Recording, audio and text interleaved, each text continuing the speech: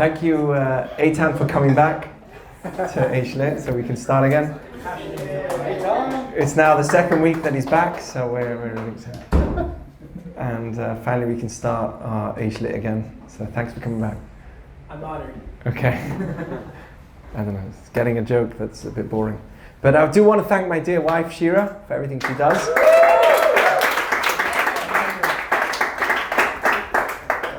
The unlimited food that somehow just comes out of the kitchen and enters my stomach. That's another discussion. But really, the amount of that time and effort that goes on behind the scenes is pretty incredible. And that's because I'm somewhat involved. So it's really, really amazing. And thank God we're here, we have you here, and we're ready to go. So I do want to speak about dating at the beginning, because that way you guys will listen. Otherwise everyone will just fall asleep, you know, it's late at night, you've been working all day. So, but I do want to tie it into the Torah portion, the time of the year, and some ideas as well that we could take for life. So, when it comes to Judaism, there is an idea that first impressions are very important. This is taught in Judaism itself, but even outside of Judaism, it's kind of logical. If you give off a good first impression, it's going to have an effect of how somebody thinks of you in the long run. I'll never forget a friend of mine who had an interview, and he was in this really important meeting, and the one thing he didn't have was his tie, and everyone else was wearing a tie. And it was a very important meeting with for becoming a professional lawyer, you know, some big firm, and everyone, it was very official. It was a really big position that he was going to get, and everyone was wearing a tie. That one little thing of not wearing a tie, it had an effect on him. Now that might seem stupid, but when it comes to life in general, the first impression really makes a huge difference. And you know, if you ask Shira what I said on the first date, yeah, please don't say anything. But I'm not going to share. yeah, I was a complete idiot, you know. So there goes my whole speech, you know. First impressions are not only about your first date. That's not really where the first impression starts. The first impression is in general how someone gets to know you. The first date is very superficial. Hey, how are you? Ooh. Right? But it takes a lot of time for that person to really get to know you. So over that period of time, that you have a certain window of giving a first impression. And it's not just there, it goes on in everything. You know, Kol holech acharosh in Jewish teaching, everything goes by the beginning. According to Jewish teaching, the beginning of a year has a huge impact in the whole year ahead of you. So when it comes to Rosh Hashanah, we have this idea that we have to be on our best behavior, and we get a little bit more stringent with all our Judaism. We don't say any sorries on Rosh Hashanah. Sorry for putting you to sleep. But we don't say any sorries on Rosh Hashanah. All we say is, I want to have a good year. So we dip the apple in the honey and we say, I want this to be a sweet year. And the Talmud says, Simana itba milta, that all the little things that we do, all the little simanim, the signs that we do on the nights of Rosh Hashanah, where we take out pomegranates and we say we should be fruitful, with our mitzvot should be meleim kerimon, we should have as many mitzvot as the pomegranate seed. Right? And then we go to the next thing. I don't know if you know about this, but there's a custom on the night of Rosh Hashanah. If you come to our Rosh Hashanah sales pitch right now, if you come to our Rosh Hashanah meal, then you can get to know about all these things. So we have a little seder, and we take out all these different fruits, and all these different fruits have different meanings. Honey is sweet, and we dip the apple in the honey, so we say, let's have a sweet year. It seems like childish, almost. This is what you do in the beginning of your year? Like, are you a kid? What's going on here? Who are you fooling? Oh, now that I dipped my apple in the honey, I'm going to have a sweet year. And the person that didn't do it is going to have a bitter year. So what's exactly behind that whole concept of Rosh? The idea is that we're instilling within ourselves, just a little bit, that I want to have a good start. within ourselves. It's a prayer also. But it's really an impression that I start off a new day. It's a new start.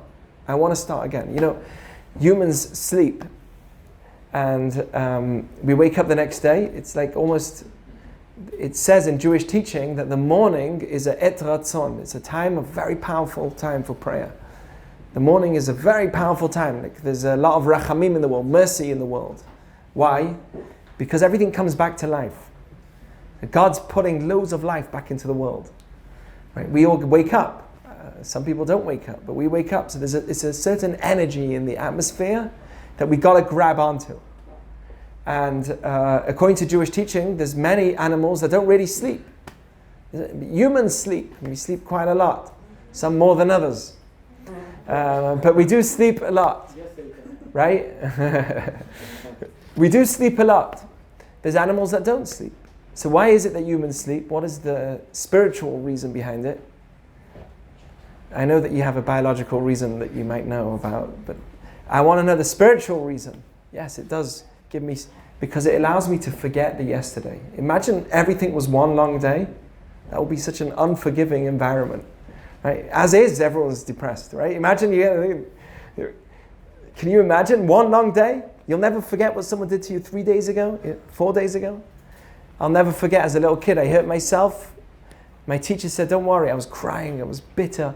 My teacher said, don't worry. Tonight you're going to sleep, and tomorrow is going to be a new day. And, you know, it really was like that. Although it seems mundane, but it's true. The fact that we're able to sleep and start a new day and there's darkness and light, it's a gift from Hashem, from God, that we can relive, keep going, because life is hard. And the fact that we have that renewal every single day keeps us going. We never give up. So beginnings are very important. What you do, by the way, at the beginning of the day has a huge impact on the rest of your day. It's a shame that we spend it on our phones, right? I'm talking to myself, right? It's a shame that we spend that first few minutes of the day on the phone, right? The best thing to do is to meditate, spend a few minutes, say Moda'ani lefanecha. By the way, it's Moda'ani lefanecha, melech chai v'kayam, shechazalta bi nishmati b'chemla rabba emunotecha. The prayer that we say when we wake up is exactly the amount of time you need in order to stay in bed till you actually get up. According to some kind of scientific medical discovery, they say that it's not good to jump straight up from your sleep. Just like the sun doesn't just come up straight away, because then it blinds you. Change can't happen straight away. So also with our bodies as well, change can't happen straight away. When you wake up, you wait a few seconds. Exactly, if you say Moda'ani, which is what's meant to be said whilst you're on bed, it comes out to be the exact amount of seconds. I think it's 13 words. The exact amount of seconds that you need in order to actually stay in your bed before you actually get up. So it's interesting. But the idea of renewal and how you set off your day from the beginning has a huge impact for the rest of your day. And it's like that also with kids. The way that we educate our children has a huge impact of how that child's going to be in the future.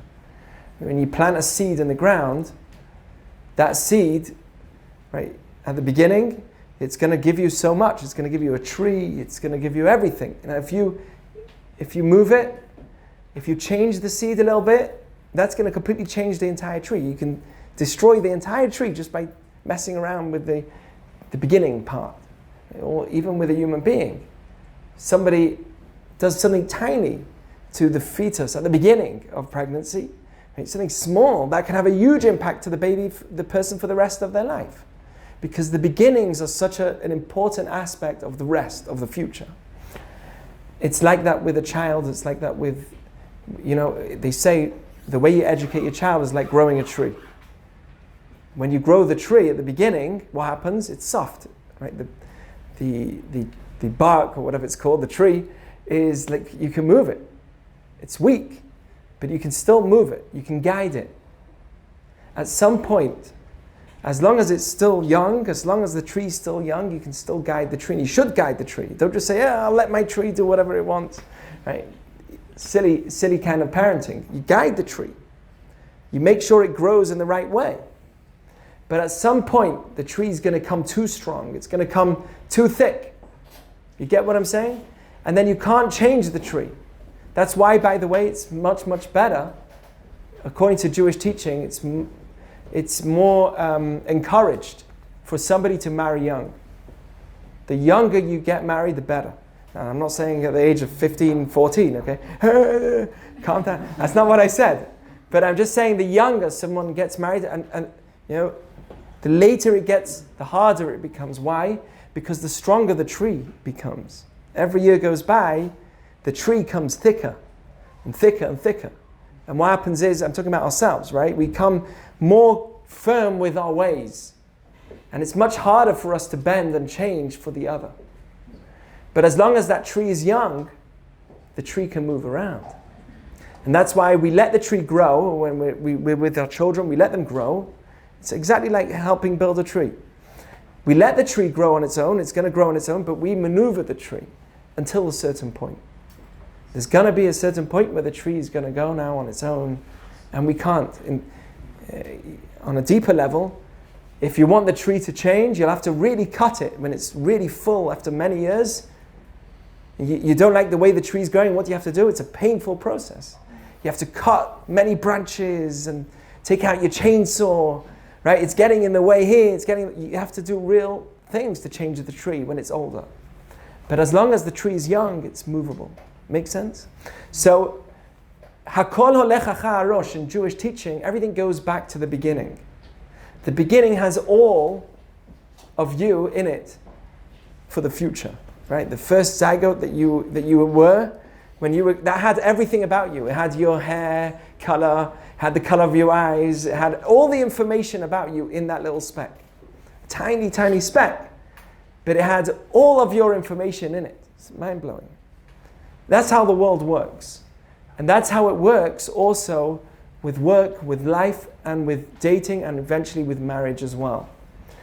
In marriage, this week's Torah portion, we're actually taught that if somebody ki yikach ish isha, if somebody takes a wife, he marries somebody, the Jewish law is that he's not allowed to get into war for the first year. No battles and no wars for the first year. Hopefully there's no war ever. But if there is ever a war, and the Jewish people had to be in a war, the Jewish law is that if you're just newly married, you can't be in the war, you have to stay at home. By the way, according to Jewish teaching, even in a sukkah, right? Sukkot is coming up. You can't even sleep in a sukkah in the first year of marriage unless your wife gives you permission. Interesting. We have a newlywed couple over here. That just, right in the front. They have each other, so they're not shy to come to the front. But they somehow met through Eishlit, right? That's unbelievable. One of the many. Thank God. Hopefully by everybody else. We wish on everyone here. Eventually to find your Bashet, your spouse. Your beautiful one. Only one, that's all we need, one. Right? We're not some strange people out there. We're just one. Hopefully, please God for you all. So it's when you're newly married as well, you're not even allowed to sleep in the sukkah, even though there's a mitzvah specifically for the men to sleep in the sukkah. You're not meant to in the first year unless there's specific permission from your wife, because it's the first year. It's very fragile.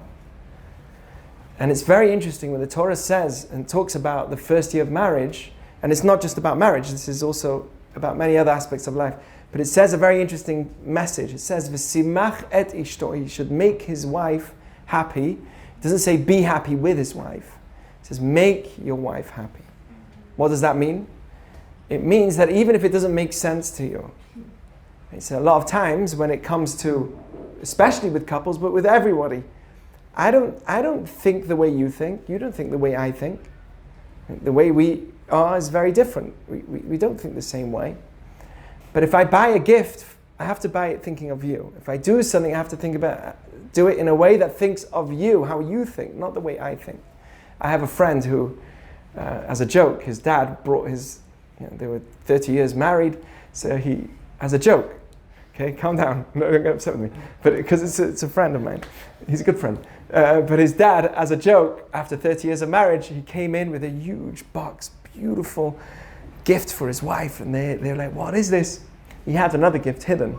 But the first thing is he got this huge thing. And she opens it, and it's a bottle of scotch with her name on it.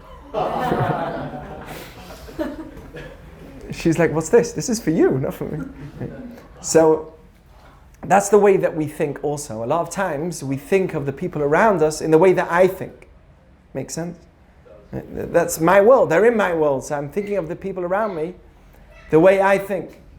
The Torah actually says, this is a very important idea. There's also an idea, I don't know if you know about this mitzvah, this Jewish law, but a person must not lo tachrosh shor v'chamo yachtav. It says that when you thresh in the fields, you're not allowed to thresh in the fields with using a donkey and an ox at the same time. They can't both be plowing and threshing the fields. So you've got a donkey and an ox, two different animals. There's a mitzvah in the Torah not to mix them together when they're working on the field. If you want to plow the field, I know this is not relevant to today, but listen to the message here, it's unbelievable. So if you want to thresh your field, you have to use either two donkeys or two oxes. You can't have a donkey and an ox both threshing the field. Why? What's the reason behind it? Do you know? They eat at different rates. Sorry? They eat at different rates. Yes, something to do with eating. Anyone know? The ox takes all the food of the donkey. Well, what do you mean? He eats more. He eats more? Okay, maybe he eats more, but then the Torah should also tell me that a big ox shouldn't work with a small ox. It doesn't say that. It says specifically an ox and a donkey. You're getting there. Something to do with food. The answer is like this. It's life-changing. It's an amazing idea. Stay with me. The ox chews its cud. Remember that thing? Chewing the cud? Okay, so the ox chews its cud. It eats. The food comes up. Ma'aleh gerah. It eats, the food comes up, then it goes down, it comes up 5 times. The animal does that. It has different stomachs. And it constantly is chewing its food. You know why? It's an animal of prey. And it's in hiding. A lot of times it needs to be in hiding. Those animals normally are the animals that chew their cud. So it constantly eats, eats, same food. It's unfair for a donkey that does not chew its cud to stand next to it. They've got the same food in their stomach. They both have the same food. They were fed the same food. But it's unfair for the ox to constantly chew itself and chew the same food whilst the donkey's like, where's that guy getting all that food from? And there goes the reason why it's unfair to eat chewing gum. I'm joking. Right? But it is unfair. It is unfair to chew gum if you don't have something to offer someone else. You're like, and the other guy's got nothing to eat. So, you got to offer them chewing gum too. Right? But you get the idea. You can't have. It's unfair if the ox is constantly eating the same food and the donkey's sitting next to it and he's like, hey, I want some of that. What's going on? Our rabbis say on a deeper level, this is where I'm going to get to, which is unbelievable. On a deeper level, even if it's all in the mind of the donkey, reality is, I could say, they both have the same amount of food. I fed them the same amount. Who cares whether the donkey feels different than the ox? Who cares how they feel? I gave them the same amount of food. It doesn't matter. Because if in the mind of the donkey, he's thinking that way, and in the mind of the donkey he's in pain, seeing his friend eating, even though it's the same food, that's still something that we need to be worried about. The Torah says still, don't allow the donkey and the ox to eat together. Make sense? Right? Even if it's only in the mind of the donkey. It's the same in a relationship as well. If you want a relationship to work, one of the first aspects of the relationship is not think of the relationship in your side of things. Think of it from their side of things. But why are they upset? It doesn't make sense. Why are they? It doesn't make sense. It doesn't matter if it doesn't make sense to you. It matters that it doesn't make sense, that it makes sense to her or to you, to him, right? It doesn't matter whether it's logical or you can give reasoning for it or not. If that person's in pain, we have to understand that person's in pain. Make sense? It's like the Dunkin' Yolks. So that is the message when it comes to dating. If you want to be a superstar, whether it's in dating or marriage, you have to remember two things. One is that the first impressions are really important. The first year is important. The first date is important. The first business meeting is important. Every time you meet somebody, the first time is really important. Always, the beginnings are extremely important.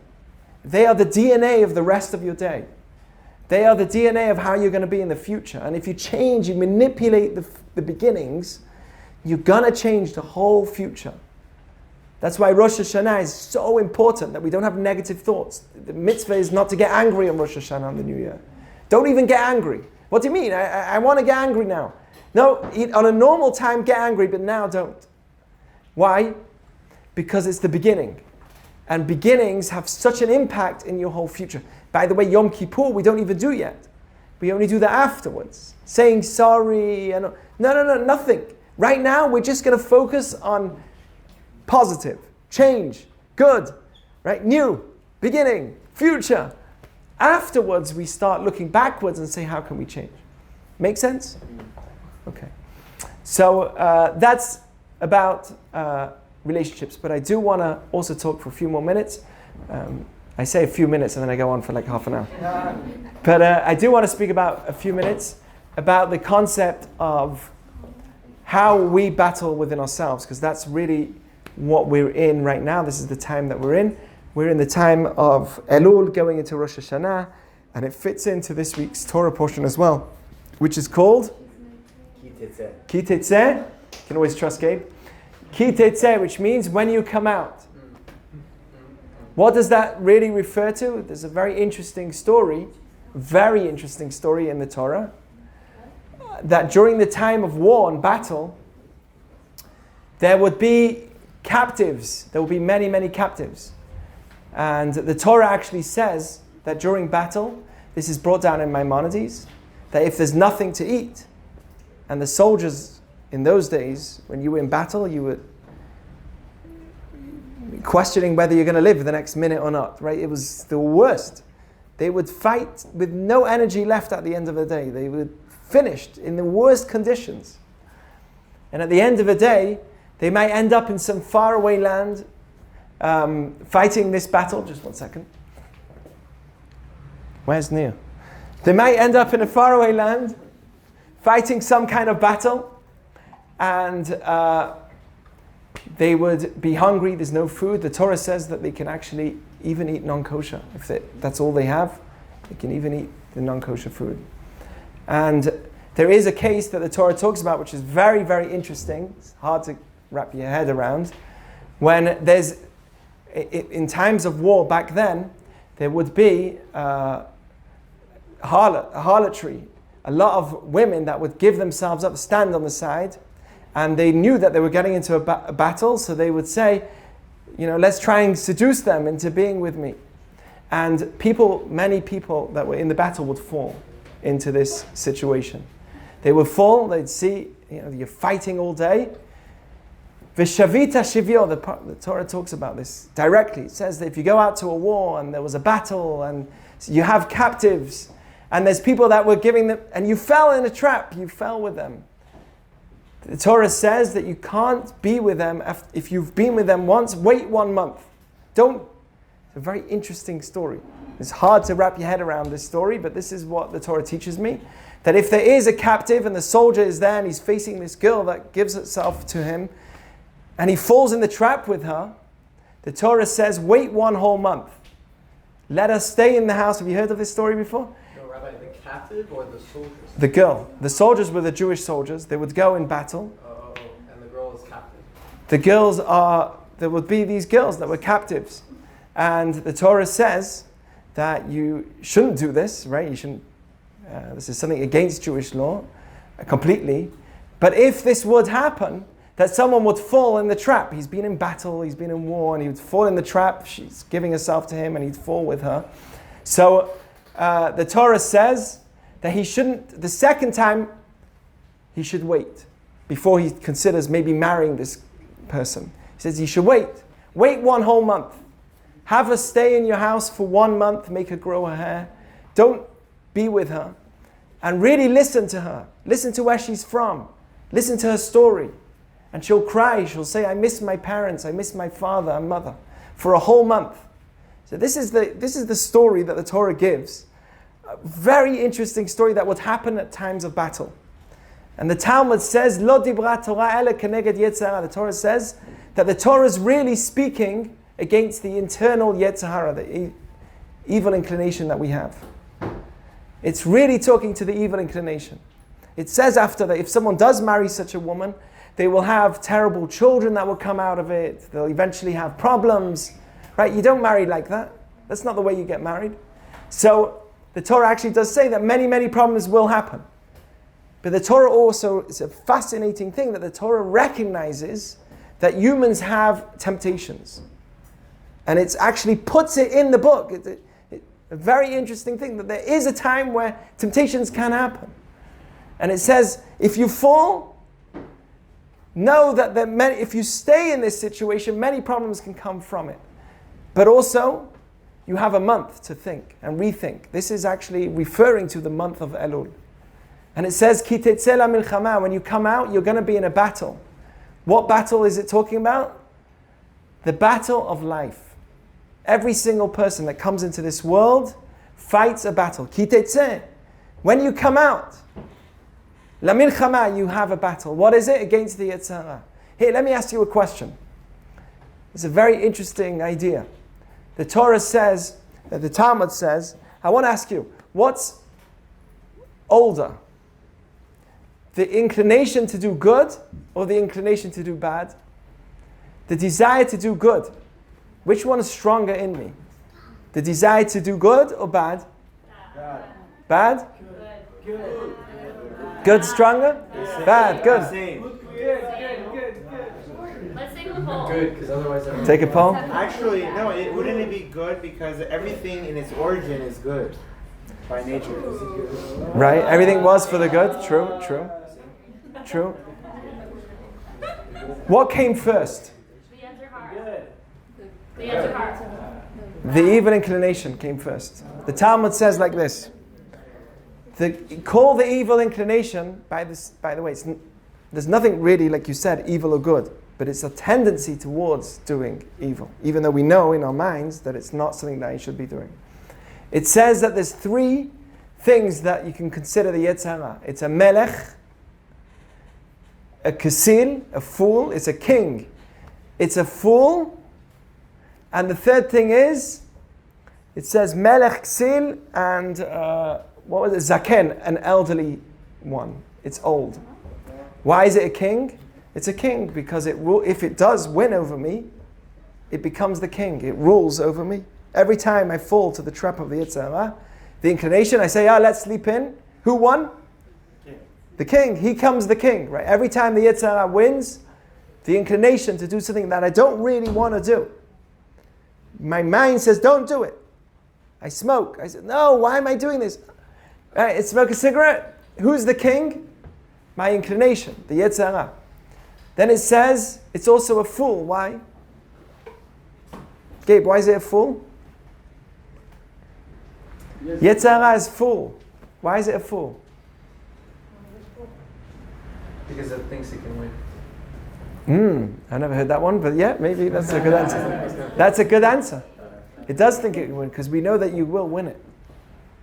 You will win it. Why is it a fool?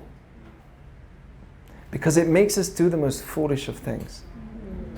Oh, this is the best. Right? It's the best thing for me. It's going to change your life. It gives you this idea. Right? And then what? The enjoyment lasts for 1 second, and then that's it. Right? It's going to be the best thing. If you think about it, when it comes to the physical world, if it's just for this world, there's no pleasure that can really satiate me. Everything that I have, no matter what I take, eventually it's exciting, then it dies off. And then I work again, I try and get it, then it dies off. And the better it is, the shorter it lasts. When it comes to the physical world, whatever it is that I'm trying to achieve, if it's just that, it doesn't last. That's why if you want to have something which will make you happy, you've got to look for things that will last long. There's a difference between a relationship where it's just to date versus a relationship that considers marriage and eventually leads to marriage. There's a whole different feeling to that relationship. One will make you happy, one won't. The marriage will make you happy, right? Because it's something about long term. If the things that you're doing is for short term, it doesn't last. It's the short term, long term happiness. The more long term something is, the more happiness you will get from it. Okay, so it's a fool because it makes me do things that don't even, what is it? Yay, let's run. And then what? Boom. I get it, then I achieve it, then what? Right? It doesn't last long. That's why it's a fool, because it makes me do things that, if you think about it, what is it already? I'm so excited about what? Right? Yes, you're right, you should have got into an argument. They hurt your feelings. Don't talk to them ever again. It was terrible what they did. And you build in yourself this whole feeling of anger and pain towards someone because they didn't answer you, they didn't invite you, they didn't speak to you correctly, they didn't say. And this whole world is being built in your mind. What is it? A ksil, it's a foolish world. That's what it says. And then the last thing is it's old. Why is it old? Because it starts from the day you're born. Ki tetze la milchama. From the minute that you come out, you're in a battle. Even as a little kid. As a little kid, children are innocent. They don't do it purposely. They don't have the mind, the conscious mind to choose good. But naturally, their tendency is to focus on themselves. Right? As a child, I could be sleeping at 4 a.m. All of a sudden, the door comes wider. My kid has learned the trick of opening the door with a lock. They use a knife. I'm telling you today, Abraham has been running around with a knife, a plastic knife. He told me it's a plastic one. And he manages to unlock the door, unlock my bathroom. I'm like, ah! This is all today. This is, by the way, this is what happens before a Taco Tuesday. Like there's a whole world. There's a whole world that goes on. They're not in school yet. They're back to school soon. So, but they managed to open. So, from a young age, a child can cry at 3, 4 in the morning, call your name and say, "Hey, Daddy, I just want a drip of water." Right? And I go get some water. They drink a sip. That's what you woke me up for? They don't have an awareness of their surroundings. As they get older, they start thinking about their surroundings. But at the beginning, they don't have an awareness of their surroundings. So, "Hey, Dad!" They wake me up 4 in the morning. As you get older, you realize, wait, Dad's sleeping. I can't wake him up. So at the beginning, a child has in him much stronger the Yetzer Hara. And what does it say? Ki tetze la milchama al oivecha. When you go out to war on your enemies, your many enemies. I thought we just said that the evil inclination is one enemy.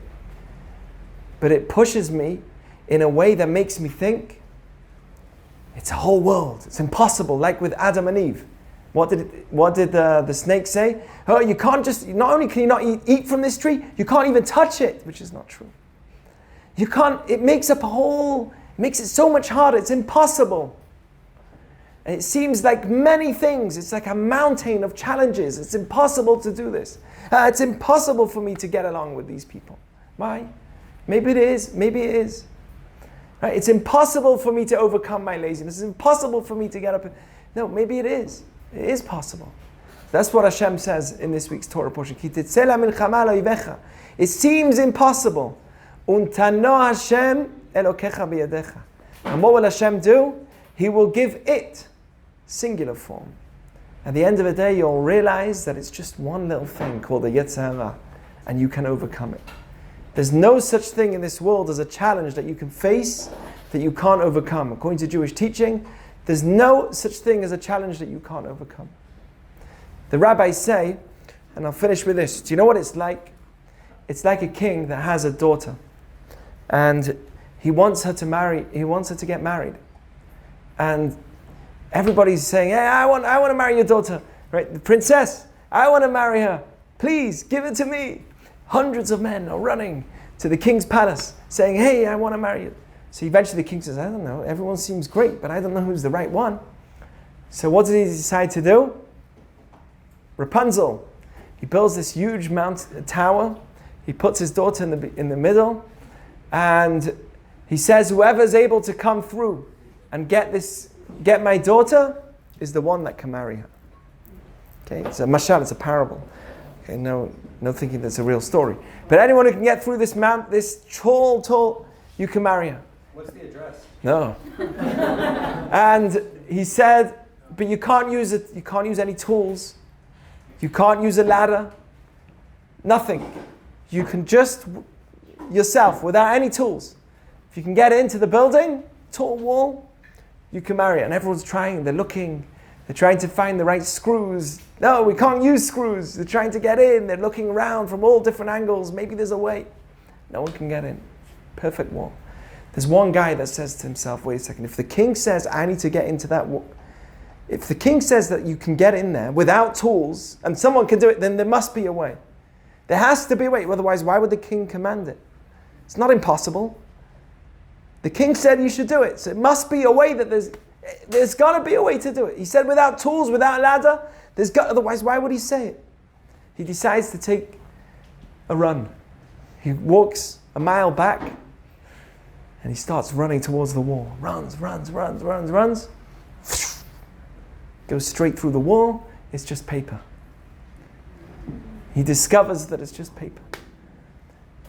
That's how it is in Judaism as well. The Yetzer Hara, the evil inclinations, is impossible. Shabbat, Judaism, impossible. I have people that always tell me, Judaism's just impossible. You've got kosher, you've got Shabbat, you've got this. It's just impossible. You've got to marry a Jewish girl. Just like, it's impossible. I ain't doing it. It's true. You might think it's impossible, but when you actually walk through it, you realize that it really is doable. Shabbat, doable. Kosher, doable. And what do you get from it? You get the daughter of the king. What does the king say? You can do it. I promise you can do it. What does the Yetzer Hara say? What does the evil inclination say? It's too big. It's too hard. It's too difficult. Untano Hashem Elokecha biyadecha. Hashem says, I will give it, not all of it. The beginning, the Yetzer Hara says, there's so much, it's too much. And Hashem says, I will give it. By the way, that's also a way that a person grows. A person grows Jewishly by saying it. Today I'm going to do this. Tomorrow I'm going to do this. Tomorrow I'm going to do... You don't have to think of the entire thing, the entire spectrum. Lo alecha melacha ligmor. You don't have to finish everything. But the way a Jewish person grows and the way that we think of growth is each thing, shwaya. That's actually Arabic. Each thing, one bit at a time. One bit at a time. And eventually you'll get to do everything completely. So my blessing to you all is that you understand the power of beginnings. You have a great beginning this year of Rosh Hashanah and a great new day tomorrow at work. A great business meeting whenever you do have a new one. Hopefully you don't have to. But if it's about a few $1 million, then maybe you should. And it should go well if you give off the right vibes. Remember, the first impressions are really important. The first year of your relationship is really important. And for everybody else, when you go into your first year of relationship, that is a very important time. Beginnings are important.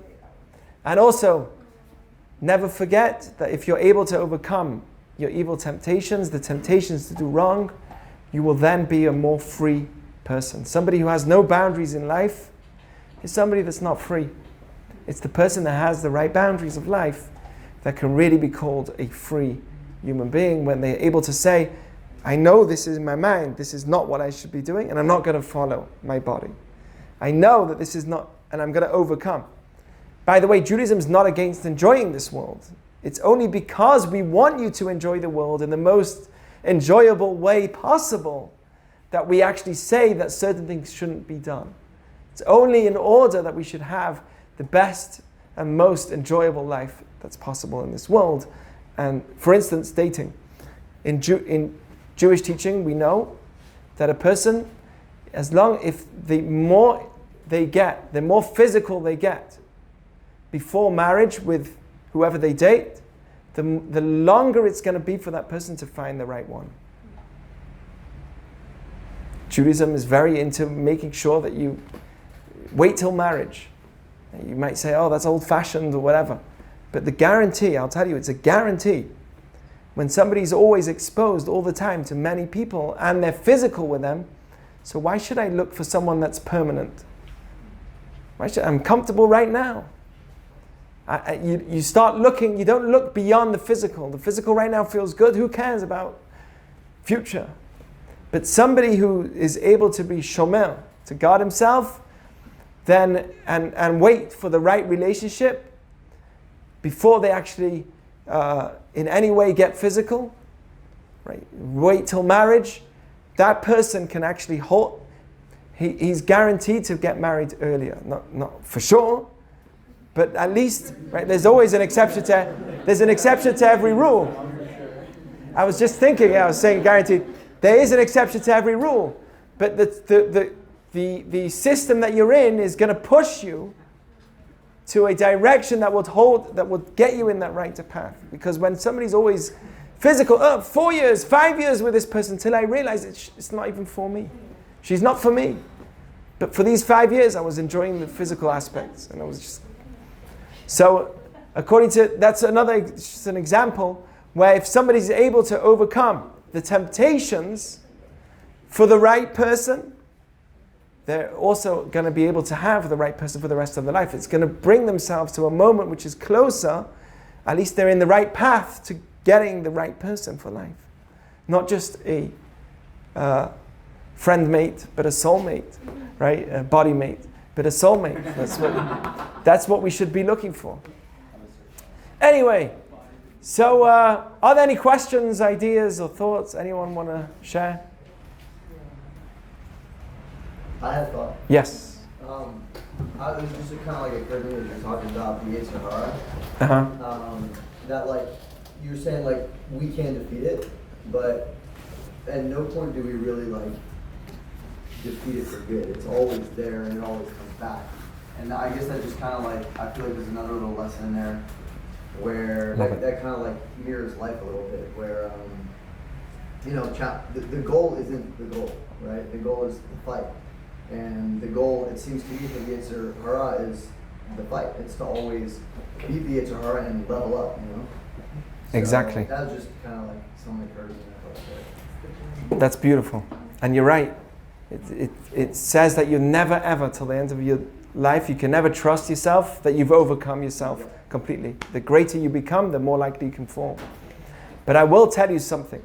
You can take yourself, you will always be in a battle with your evil inclination. But the question will be, what questions are you asking?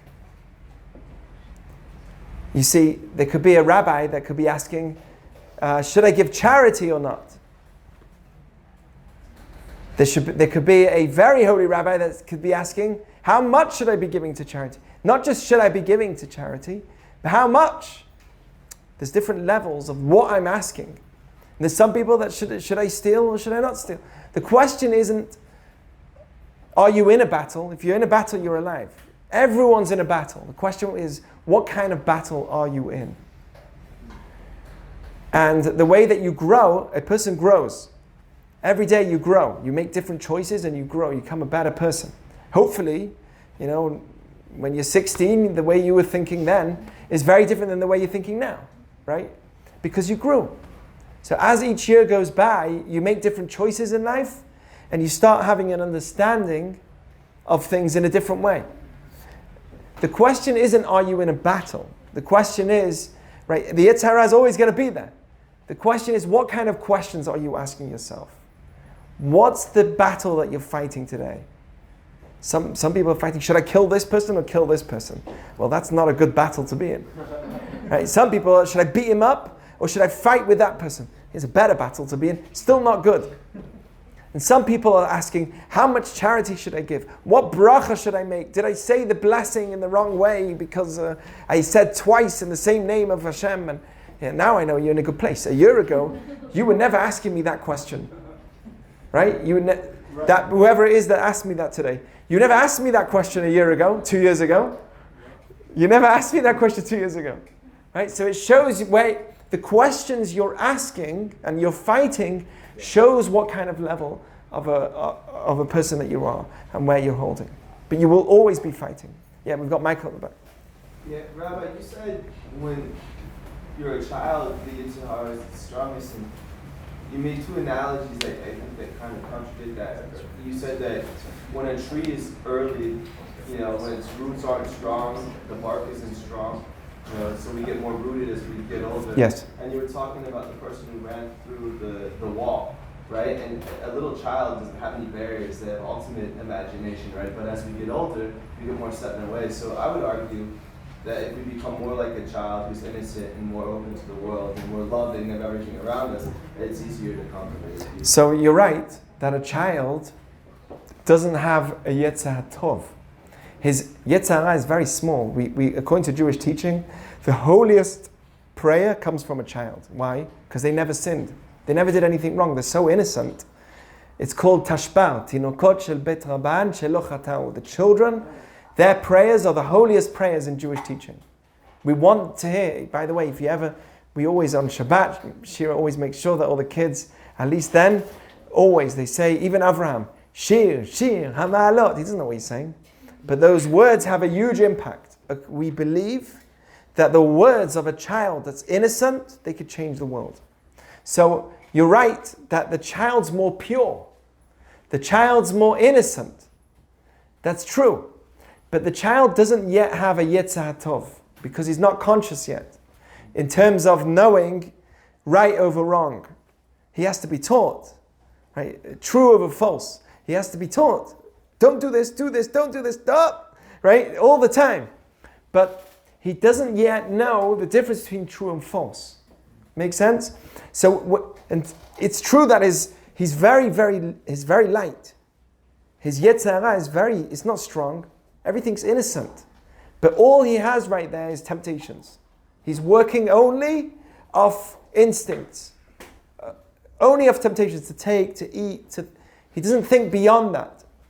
There is a certain sense of compassion in children. There's for sure all of that. But it's coming from his purity, not from his conscious, his decisions that he actually makes to overcome. They don't go through that until they get to bar mitzvah age. Make sense? So they still could be maneuvered at a young age, and they should be. If you're a parent, you should maneuver your child, grow the tree with a stick next to it to make sure it doesn't go in the wrong direction. That is important. Yeah, Kevin. So we had a conversation recently in which you were telling me that if you go about your life without any sort of spiritual self-discipline, you do whatever you want, you say whatever you want, you sleep with this person, you do those drugs, you choose whatever path you think is best. Exactly. You think you're very free. But in fact, you're a slave to your desires because you are capitulating to your desire every time they come up. Yep. And you touched on that briefly in your talk tonight, but I was hoping you could extrapolate. So I said that the Yetzirah, the inclination to do wrong, is called a melech, a king. And the reason that it's a king is because whenever I listen to it, it now rules over me. It becomes my ghost that now takes over me. And although at the moment that I'm in the moment and I'm enjoying myself and I'm having that freedom that I think I'm having, I might think I'm more free, but in the long run, I'm not free of my temptations. I'm not free of my inner, my external inner self, right? I'm not free of that Yetzirah that's become part of me. It's like somebody who's on a diet and decides to stop eating candy and chocolate and cake, and he says, that's it, I'm done. Right, the story of my life. That's it, I'm done. I'm not having chocolate, I'm not having candy. And that day they did a great day. Nighttime comes, right? Anyone resonate? Comes night, and there it goes. You see the chocolate, you see the candy, you're like, oh, right? And then you have it. So what would you say? The whole day he's been not free. He's been suffering. He's been willing desperately to eat that chocolate. Finally, the end of the day comes, boom, he has it. That's it, he's free. You might say that. It's true. He's free of the desire because now, at least for now, he's free of the desire because now he's eating the chocolate and he's eating the cake finally, and you're like, wow, he's more free. But he's not free of his temptation. Who's controlling him? That part of himself that is saying, eat the candy, eat the cake. He's not in control of himself. That's the most unfreeing experience. When I know that I'm not in control of my inner self, it's a painful experience. How does that person feel the next day? Ugh, I'm so annoyed with myself. I can't control myself. I hate life. I hate myself. I hate this. Right? It starts off with realizing I can't control myself. So I'm worthless. Lack of self-confidence. It throws in a whole list of problems. Because I look at myself and say, I didn't control myself. Who's I and who's myself? I is my Yetzer Tov, knowing that I shouldn't be doing this, fighting my Yetzer Ra. You can call it whatever you want. Right? Which says that it's not something I should be doing. There's something I should be doing. Right? The Yetzer Ra says do it. And my Yetzer Tov says don't do it, don't do it. In my case, it's my wife that says don't do it. But also my Yetzer Tov. Anyway, yeah. What is happening? Like, what's happening that someone is coming the next day and being like, I'm an idiot, I shouldn't have done that, or whatever? Because what I'm hearing you say is like it's kind of coming from them internally, but that sounds to me like there's external factors in their environment that is increasing the shame for whatever they did. Well, there is a concept of embracing, like, okay, let's embrace the fact that I ate too much sugar, and let's embrace the fact that I am doing whatever I want, and this is just guilt, this is just guilt. We could tell ourselves that. This is just guilt, this is guilt. But let's say that to myself after I constantly am doing that, okay? This is just guilt, so even if I celebrate the fact that I eat sugar, right? Celebrate it. At the end of the day, at some point, I'm gonna be in pain. Right? The doctor's going to tell me, dude, you got to stop with the sugar. Right? So at some point, I'm going to hear that voice coming in. That's not guilt. That's my health. So it's ever since Adam ate from the tree, it was called the tree of Knowledge. Right. There was the tree of knowledge versus the tree of life. He ate from the tree of knowledge. But knowledge is a bad translation. It's called da'at in Hebrew. Da'at. There's chokhmah. Well, you translate chokhmah. There's chokhmah, bina, and dat. There's 3 parts to the human brain. The right part of your brain is chokhmah. That's information that comes in, ideas. Bina is the analytical part of your brain. And dat is the part of the brain that connects to your emotions. So, you say to yourself, okay, I want to eat something sweet right now. Then your mind says, wait a second, you can't do it. You've got to really understand it's unhealthy. So your other side of your mind is saying, don't do it, because logically it makes sense not to do it. Then the body itself has desires. The body likes how it feels. It wants to feel good. Okay?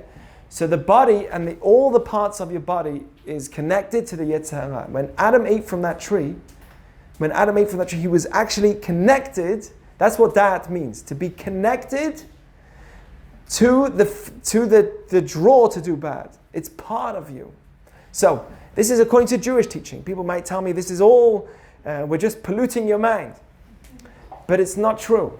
Because at the end of the day, the results are the same. I'll give you an example. Okay? I decide that cigarette smoking is bad for me. True? Cigarettes is bad for me?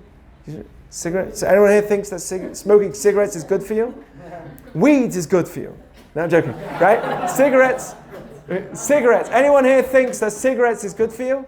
In moderation, I would say not bad. It's not bad? In moderation, not bad. Okay, so cigarettes is not bad in moderation. Okay? Even healthy.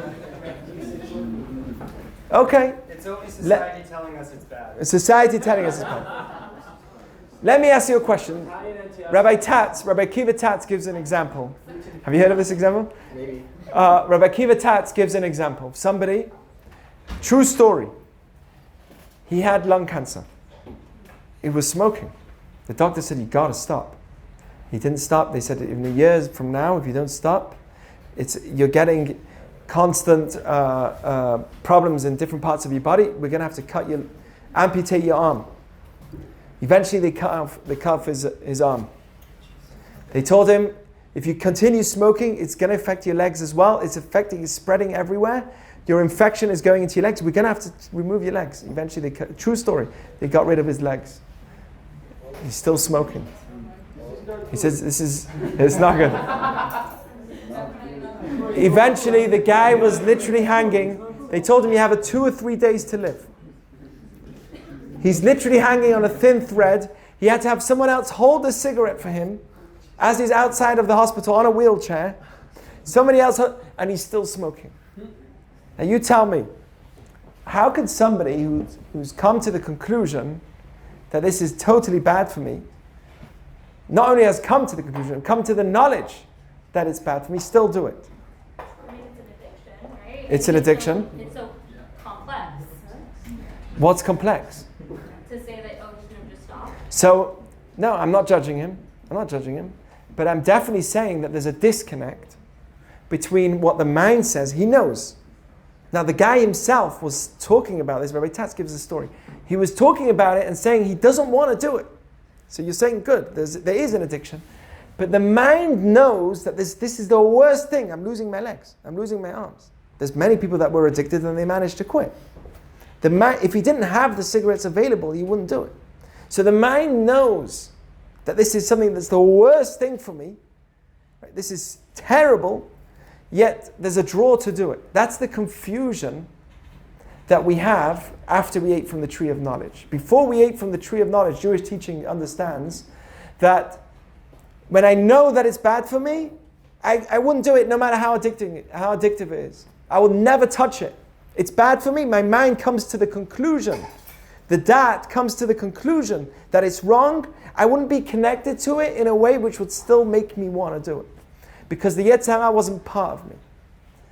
So to answer the question, according to Jewish tradition, is that there is inside of us, okay, a connection to the physical draw, to physicality. Our mind can tell us, no. We can come to the realization that this is bad for me, this is wrong. I know, not because of guilt, because I truly know. I'm sitting in a hospital, God forbid, someone's sitting in a hospital. I know this is wrong. Yet I'm still drawn to do it. That's the Yetzer Hara. So that's not a guilt. Because a guilt would be a situation where I'm not feeling the pain. There's many times where people feel the suffering, they feel the problem, and they're still eating. They're still going through the sugar, they're still hurting themselves. And that's the mess up that happened after the eating of the Yetzer Hara, which is what we're trying to fix. Anyway, there's a lot behind philosophy and the ideas behind Adam and Eve and exactly what happened with the tree. It's amazing. It can teach you a lot about life. But that's generally the concept. It's not guilt. That's what we would believe. There's a truly deep sense of connection to something which is wrong versus doing something which is right, when the mind tells me, wait a second, this is the right path to take. Any other questions? We're good? All right. Have a great night. You guys are amazing. Thanks for being here.